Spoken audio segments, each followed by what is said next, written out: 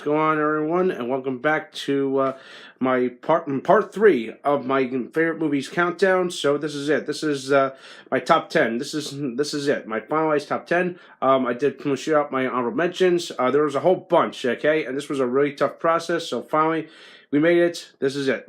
Going into the top 10. Okay, and kicking off the top 10 spot is Rocky 4.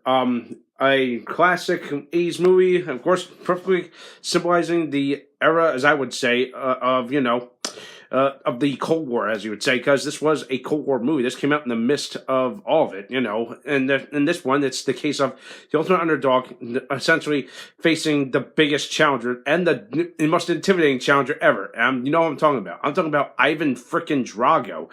And man, that's the reason why what drew me to this movie was holy shit, my goodness. He is literally fighting this Colossus, this jacked up, roided giant from the Soviet Union, and with those iconic lines: "I must break you, you will lose. He dies, I cannot be beaten." Seriously, all those lines will be forever etched into my memory for this movie. And yeah, and my goodness, this really was like one of those, how I say, movies that really took them by the spirit of the 80s, and as well as kind of by some of the tension that was going on during the time of the Cold War. And of course, and of course President Reagan was doing everything in his power, because tensions between us and the Soviets were not good. So in a way, this one kind of either took a jab at, but at the same time, it was a very good, solid conclusion. I don't want to give away. If you have not seen Rocky 4, give it a watch. It's awesome. And of course, as you know, you don't see a physical copy in my hands because I'm just believe it or not, I've been trying to find a good copy of it lately, but of course it's really hard to find. Well, let's see. I've seen box sets, but I'm like, I just want Rocky 4, maybe. But anyway, that's a story for another day. Overall, good movie. Everyone has a favorite Rocky movie, but that's my personal favorite of the entire saga. And of course, I still got to see the new Creed movie, so that's a story for another day. Anyway, moving on, coming in at number 9, The Dark Knight. Yes. This was going to be a toss-up between this and The Dark Knight Rises, but this one, I still have a soft spot for. Why? Because of Heath Ledger's Joker. Holy shit. Come on. If this movie gave Heath Ledger a posthumous Oscar award, it's good.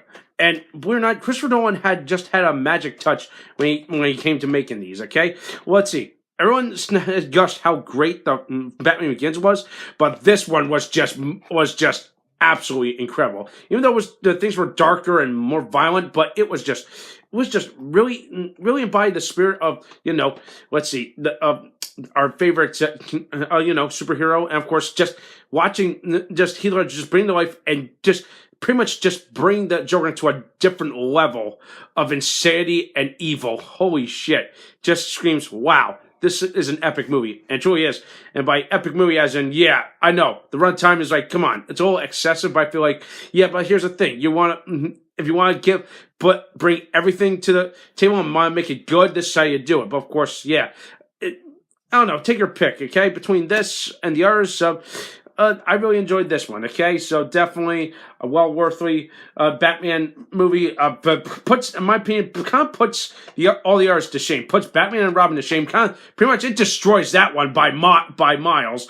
And in my opinion, it kind of trumps the original Batman movie, with one with Michael Keaton. But yeah, everyone has their own Batman films, all right? Enough said there. Coming in at number 8, Captain Cronus, Vampire Hunter. Yeah. You probably seen me review this probably on my channel before. I've reviewed this back in my Monster Mania 2 special a couple of years ago, where it's essentially, how I say this is definitely a hidden gem that Hammer had ever made, and they really, really worked, and put a whole interesting spin on the whole vampire genre. If you want to know more about it, just go watch that, but I'll give you this, is that not only does the vampire drain its victims of its blood, it drains them of their youth.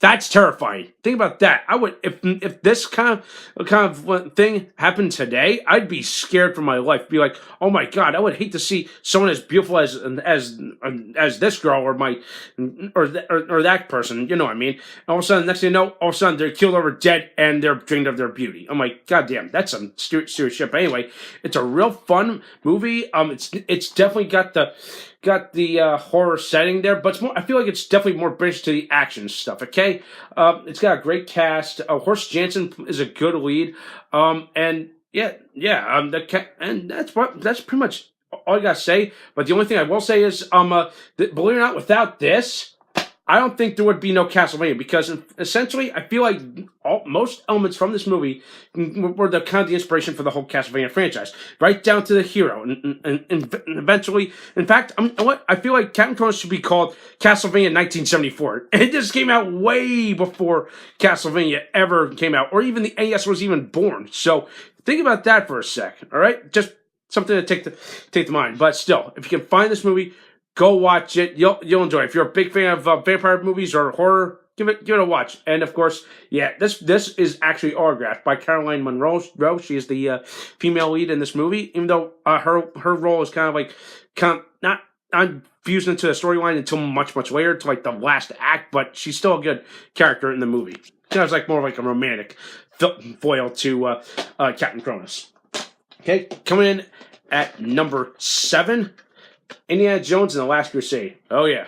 I believe the Raiders of the Lost Ark was an honorable mention. This one is, my opinion, gets my more, whatchamacallit for this. The reason why is because, come on, look at those top billing names. Okay, Sean Connery and Harrison Ford. Come on. That's just star power, and I just love the chemistry. These guys just fit into their roles perfectly, and it's just some absolutely amazing stuff. And of course, the whole crux of this is pretty much, as the title says, the Last Crusade. It's more of that Templar stuff, and of course, that's something that I'm into, kind of thing. So, yeah. If you're a fan of Indiana Jones, and come on, this is definitely the one. Okay, forget Kingdom of the Crystal Skull. This is the better one, in my opinion. But of course, a lot of our fans say, "Oh, they love Raiders of the Lost Ark." But then of course, I'm hearing all these people out there that are just absolutely saying, Raiders of the Lost Ark didn't even be made." I'm like, wait a minute. I hate these kind of people. They just completely gotta debunk everything about a movie. I hate that. Just enjoy the movie. God damn it. But anyway, good and full of fun. I love the music, love the setting, I love the whole plot. It's just great. It's just these guys at their best. Okay, and of course I love the interaction scene between father and son when they're finally reunited after many years. They're like Junior, here's you, Junior, kind of thing. It's just really fun stuff. Definitely well worth it. Yes, believe it or not, it's on VHS. Coming in at number 6, The Karate Kid. Yeah. Another quintessential 80s movie / or as I would say, an underdog story. But first I talked about Rocky, so now it's The Karate Kid. And of course, how ironically, here's a did you know question. Did you know Bill Conti, the same guy who did the music for Rocky, did the music for this movie? Bet you didn't know that. And yeah, it's just, what can I say about The Karate Kid? This machined inspired me to take up martial arts, and just and I sure did. And like I met Ralph Macchio in person, and I told him how much, hey, your character kind of inspired me to take up martial arts. He was so moved, he loved it, and he had so much fun working on this movie. And of course, he absolutely does miss Pat Morita, and of course, Pat Morita is just owns his shit in this movie. He takes the role with pride, and I love that. And yeah, not much else I can say. It's a quintessential 80s movie. The sequel part 2, I'm also gonna give an honorable nod to it, but I like this one more than ever. Don't talk to me about the third movie and the remake. I don't know. That's a story for another day. But and of course the Cobra Kai show. So yeah. If you want my thoughts on that, go watch that review, as well as go watch the show on YouTube. Anyway, all right. So that's it for Karate Kid. Coming in at number 5, it's a movie called It's a Mad World. This is a classic movie. This is actually a comedy. It's just This movie just introduced me to a whole world of just slapstick and so many memorable moments, and this is just crazy. And yes, this is a VHS. It's a double disc, double VHS thing. Yeah, Jesus, this was a long ass movie, but well worth it. There's a lot of laughs, a lot of moments, a lot of great characters. The whole plot of this movie is that it's essentially like it's kind of like one of the original Rat Race movies. Okay, they fought. Oh, but the only difference is that a guy drives his car off the road and almost damn near kills himself. And in his dying words, he tells these passing strangers that, listen, somewhere in California, well, in Southern California, that's where they were filming, is a hidden briefcase full of money. First person that gets it, you guys can keep it. And it just escalates from there to just this great race, and they're trying to do everything, taking cars. It's literally just flat out laughter and insane. The music score is just fun. There's nothing much else I can tell you about this movie. It really just shows you like a beautiful sunny side of California, of the Southern California area you've probably never seen, and it's just well worth it. The amazing cast. It's like a who's who of stars of their day. You got Spencer Tracy, Milton Berle, Sid Caesar, Jonathan Winters, and I can go on and on. And of course, there's a schlock ton of cameos from other comedy and Hollywood legends in this movie. From like Jerry Lewis, Buster Keaton is in it, like briefly, and of course the Three Stooges for a matter of 5 seconds. Yes, but hey, it's still a funny movie. If you can find it, go check it out. This is an old VHS, but if you can find it on a special edition DVD, you would probably laugh your ass off with how much insanity just happens in this movie. Coming in at number 4, Highlander. Holy hot damn! Now we're going to some really good 80s stuff. What can I say about Highlander? This movie kind of just got me introduced to the whole dark fantasy stuff, and also the idea of immortals. So I thought kind of just drew it to me. Plus the rockin' score by Queen, or soundtrack, pretty much. You got an awesome movie on your hands, and and of course, as you can see, top billing, Sean Connery once again. So. I have a soft spot for Connery. He's a legend in this movie, and he plays a guy named Ramirez. For any youngsters out there, he plays a guy named Ramirez. He's immortal. He's actually like 1,000 years older than Christopher Lambert's character. He plays Connor McLeod. He's a Scotsman. Both of them technically are, and so essentially, it's a real complicated story. I don't want to give too much away for those who have not seen it, but it's just branches into a whole mythology. There's like a whole franchise out there, a big following, spanning comics. There was a cartoon, believe it or not, and I'm like, which really scratched my head, a cartoon show for kids where it follows a bunch of mortals cutting people's heads off. Yeah. So that just baffles me, but still, it's a fun movie. This one just absolutely just set the groundwork, and just for this whole pretty cool thing. The music, the special effects are just great, and just the story is just amazing. Just give it a watch, and I definitely recommend finding the director's cut. It's actually much more better restored footage, and that's pretty much it. All right, so moving on. Now we're getting to the top 3. Okay. Number 3, The Godfather. Holy hot damn, yeah. I absolutely love this movie. Another classic movie that was introduced to me, many years ago. And it's what can I say? It's a part of cinema history. It won one Academy Award. Why the hell not? It's a good story based on a book.